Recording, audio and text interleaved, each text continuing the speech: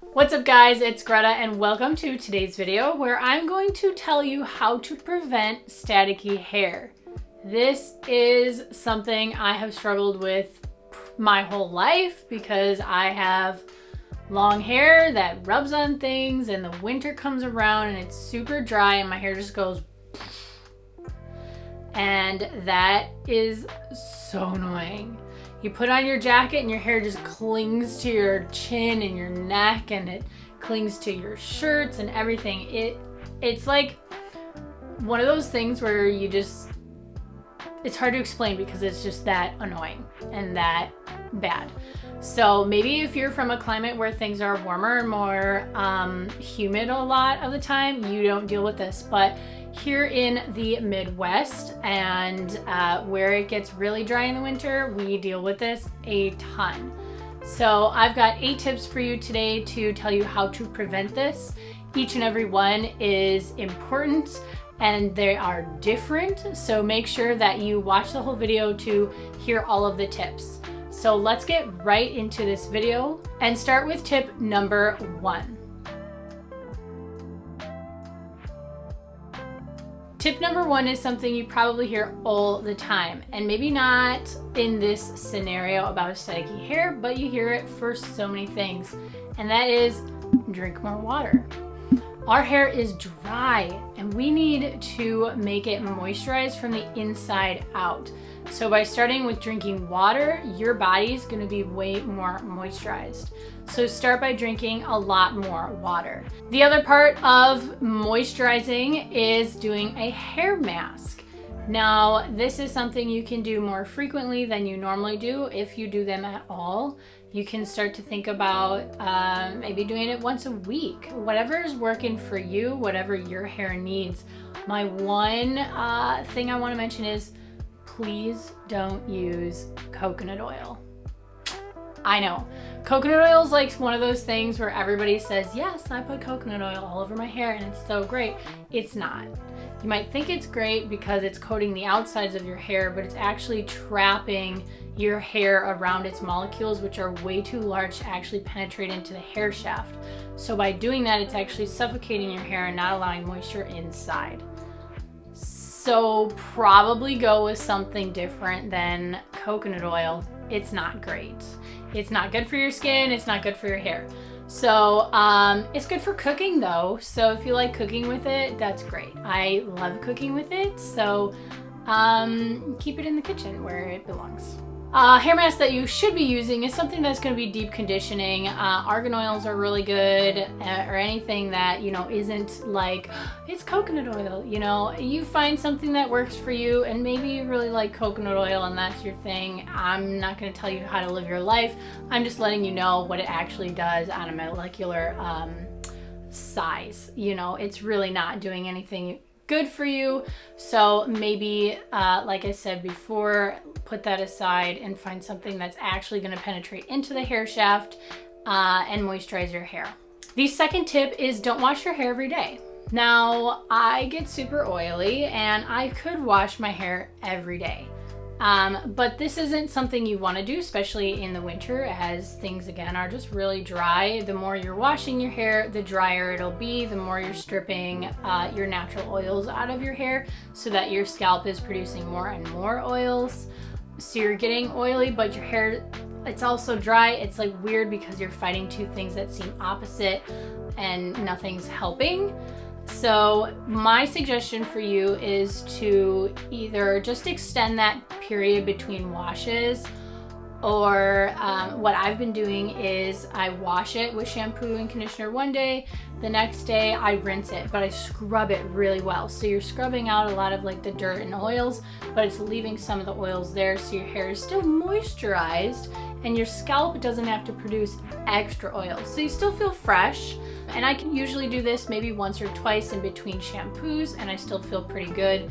Although occasionally I do want to add some dry shampoo to that, which is totally cool. The other part of this one is you shouldn't be washing your hair with really, really hot water. And I know this one really stinks because especially in the winter, we want a nice hot shower because it feels good because it's freezing outside. but it's really bad for your skin and really bad for your hair because it just sucks out all the moisture and dries everything out. Tip number 3 is to use products with polyquaternium 11. And I don't know if I said that right. It's kind of hard. It's a long word.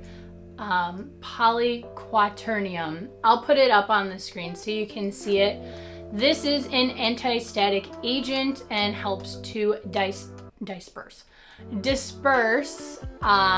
the electrical charges that gather in your hair as it's rubbing on things, so that you don't get to a point where it's actually staticky. So it disperses those charges and it therefore is anti-static. This is something I looked into. It is a rated number 1 on the EWG's scale of good to bad chemicals, and number 1 is the best it can be. For yourself, you can also go to EWG's website and look up any product, chemicals, ingredients that you're questioning and see how good those are. But I actually use a product, and let me grab it for you to show you.